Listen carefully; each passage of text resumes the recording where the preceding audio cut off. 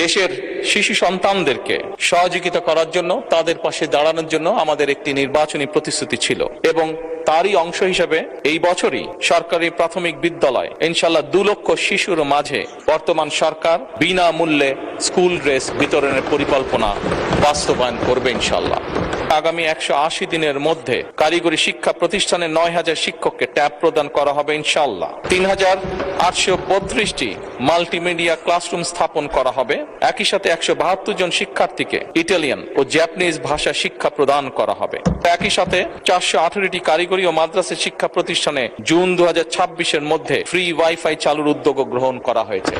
একই সাথে মাননীয় স্পিকার, বাংলাদেশে ঢাকা শহর সহ বিভিন্ন গুরুত্বপূর্ণ জায়গাগুলোতে পাবলিক প্লেস যেগুলোকে আমরা কনসিডার করি, এরকম অনেকগুলো জায়গাতে এর মধ্যেই ঢাকা কমলাপুর স্টেশন, ঢাকা বিমানবন্দর সহ এরকম গুরুত্বপূর্ণ জায়গাগুলোতে এরই মধ্যে ফ্রি ওয়াইফাই স্থাপন করা হয়েছে।